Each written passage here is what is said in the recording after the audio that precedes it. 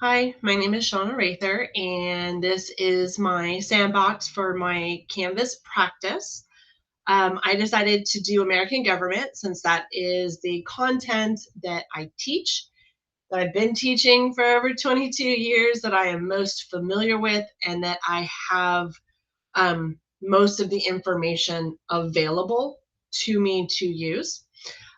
So I really kind of like the way the picture looks. So I kept their homepage template because I really liked the colors. And I kind of gave just like a welcome.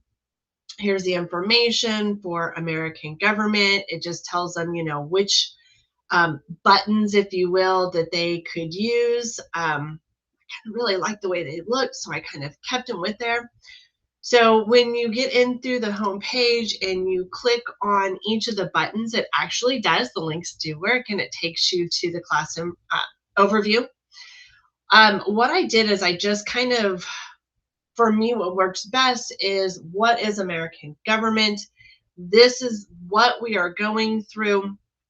It kind of gives the kids the idea that we have American government in semester one, and then we have economics in semester two. And that is how CCSD, kind of keeps it together. So it's here's our American government, but economics is also coming just as a foreshadowing, I guess. And then the lesson objectives that we have, and then of course letting them know that we follow the CCSD grading scheme and minimum F. Going back to my home page again, clicking on the next one, I did just a kind of about your teacher, just some information about me. There's a picture about me, contact information that they can use. In my other courses, I have put an all about me video, which I'm kind of thinking that I might want to add that. I go back and forth and back and forth on that. Um, some of the kids like it, some of the kids do not. So I didn't put one in for this time. Coming back again, the uh, class question board. I've noticed this in a lot of the classes that I have been taking. And so I felt like, hey, that's a really good idea. I've noticed students in other Canvas classes that I have been in have utilized the class question board. And I just thought, hey, this is a good way, number one, to implement discussion within the class, because that's one of the standards we have to do. And I've noticed that students post questions and other students answer those questions. So then we also have that peer-on-peer discussion and review, not just me, the teacher, giving that information. So I liked that idea. And I'm thinking that that's something that I'm going to incorporate into my classes in January. Going back again to here, it takes you to the modules. So when you get into the modules, we have the welcome to your class. And this is all the same information that I just showed you on the buttons, all the same links that are in here, the class overview, all about me, the class discussion board or question board, the Canvas resources for students, which is a really good resource. So I like to click on those. And then just talk about this with students, get them integrated into Canvas. I always do kind of a Canvas overview with my kids at the beginning of the fall semester and of course the beginning of the spring semester. I feel like that is a really good thing for them. And then moving into like how to annotate, and it just kind of takes the kids on how to use and how to do. And I go through that as well. Even if I have students who are seasoned Canvas users, I always like to go through as a refresher for them too. Okay. And then when we go into, I just want to go back to the modules really quickly so you can see. So there's like the welcome. And then I started out with module one, which using the pacing guide through CCSD, we start out with foundations and constitution because it's very thematically schemed. And I have learned that yes, the unit is foundations and constitution, but it has to be broken down into bite-sized chunks. So it's 4 different lessons that I have in here. And so for each, I have, well, I have the module overview. And this is what the entire unit is over. These are all of the objectives that we are going to be doing. This is something that we do within my PLC group. And then, of course, the content standards that we need to cover.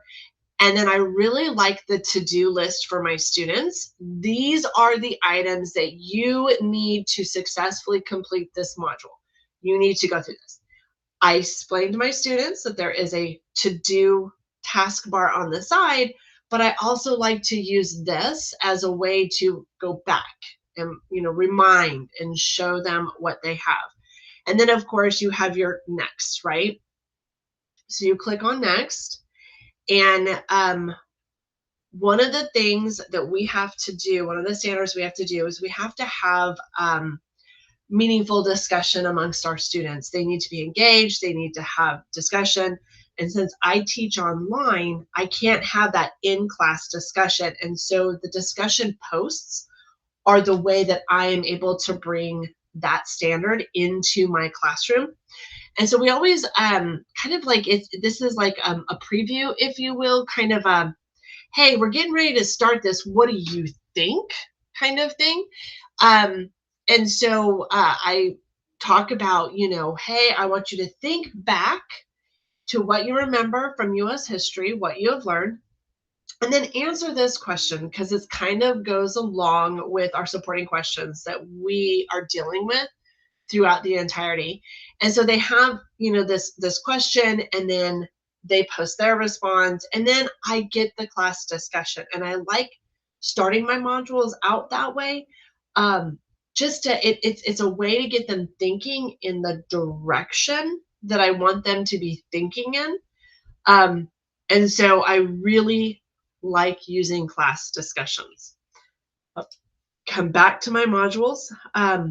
So we use a notebook. And so what I did is, let's hope this works. I have the notebooks in my Google Drive, and I make a copy where the kids literally, like when I put the link in there at the end, I put copy, so the kids actually have to make a copy of it in order to create it. And so it takes them to this where they actually have to make a copy of, and it worked, yes, a copy of the notebook. And then as we're going through, the students are actually working in their notebook. There are questions, there's writing, there's vocabulary. It's kind of got a little bit of all of that that goes along with what we are doing in class. Let me come back to this. So you guys can continue to see what we've been doing. And then I have like, here's our introduction. So this is what we're doing. Here's our supporting question and vocabulary, because vocabulary is really, really big. And we have these vocab slides within our section. And so I pulled them from there. And then all the kids have to do is literally click on there. Also over here, you see if they click on this, it'll actually allow them to pull a copy of it into their own drive. So that will help out. And we do not so much definitions because these are high school seniors. We use context clues. And then part of what they have to do from there is to create their own definition from the context clues, and then we have discussion as we're working our way through it. The next step that we get into is the reading page. So I just took one of the pages and I kind of put, because there's a lot of different questions on the notebook, and I just kind of put all of the reading together on one page. I was going to try and do tabs, but I'm not very good at the tabs, and I was getting a little frustrated. So that's something I do need to work on. So, there's different people. There's Aristotle, there's natural rights, Thomas Hobbes and John Locke, life, liberty, and property. So all of these are readings that go along with it that the kids then answer questions in their notebook. And I was going to pull up one of the notebooks so that you guys can see uh, what it is that they are working on. Um, Now, this is a notebook that we use at school. Um, I didn't know how I just pulled it out of my drive to use the notebook because I really kind of like the idea of using it. And so as you can see, the kids, their name, they have to give a supporting question, there's a vocabulary, and then they have questions that they answer. And this year with like one of the biggest things that we've noticed is kids have a really hard time analyzing and pulling information out. So, with our primary source analysis, I kind of came up with a different table for my kids where they not only give me the information, but they also have to pull a quote directly out of the primary source. And it like shows me that they understood what the point of it was. They have a journal prompt, and then of course they answer the supporting question at the beginning. And so all of the pages in my module go along with the notebook, and it goes in the order that's in the notebook as well. I think that way. I think from top to bottom, I guess that's kind of a linear thinking. You start here and you work your way down. So not only do my modules start at the top, you work your way down. It coincides with our notebooks that they start with the first and they work their way down. So they get to their primary source, their journal, and then they turn in their notebook. Um, and the information is right here. And they've got what they need. I just realized that I need to create a rubric for this and add that to here. So I will add the rubric to it as well. Because I like rubrics.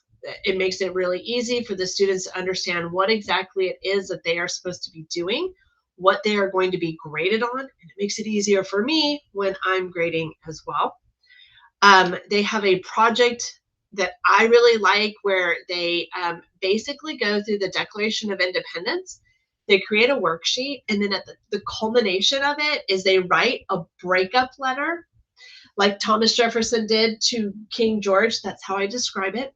And I had the kids write a breakup letter to King George, but using modern language as if they were breaking up with him today. And their grievances and kind of the format of the Declaration of Independence is in the letter, but they have to use modern language doing it. So my kids tend to have a really kind of fun time with that. And with the worksheet that I use for it, again, it breaks it down into chunks. I'm very big on that. And it allows them to follow what they need to. And then for each one of my lessons, we finish the lesson with a quiz. Where the kids, I usually give them 2 attempts. We keep the highest one. They've got about 20 minutes. Their quizzes can be anywhere from 10 to 15 questions, depending on the lesson. And then, so they have this available. Okay.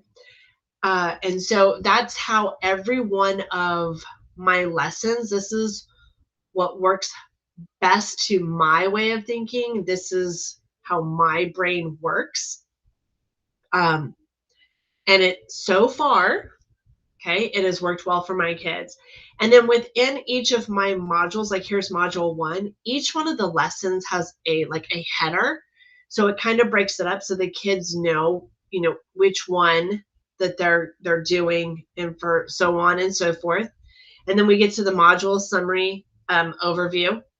And then module 2 or unit 2 is institutions and policymaking. And I've created a prerequisite, like they need to complete module 1 before they can actually start module 2. And that just keeps them going, without letting them skip ahead and not do what they need to do in the first module before they start the next module. It keeps them accountable, and it helps out with what they're supposed to be doing. And I think, so also on the left-hand side within my navigation, the kids have home. The kids have announcements that they can actually create.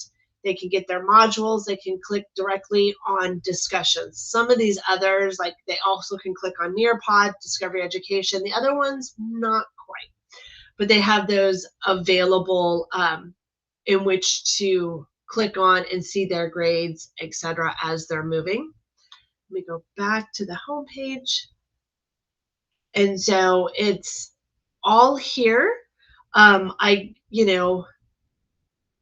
learning more about how I'm creating. Um, I still am not as fancy on my pages. I create documents in my Google Drive, and then I literally create them and put them or copy and paste what I have on my document into a page in Canvas. Um, Sometimes I create worksheets and then I link them in. The other thing that I also like to do is videos. And so I tend to use my announcements for my students, as well as I like to create a lesson page at the very top of the modules, where I put like, this is what we're doing for the week, and here's my video. So it gives kind of that human touch for any students who have been absent, who can't make it to class. I also teach concurrent classes at night, which means I don't ever meet with those kids. So they have the video of me going through what we're doing, what the lesson is about, how they are to work their way through it, etc. And I think that is it. I hope I answered everything that was needed in this assignment. Thank you and have a great day. Bye.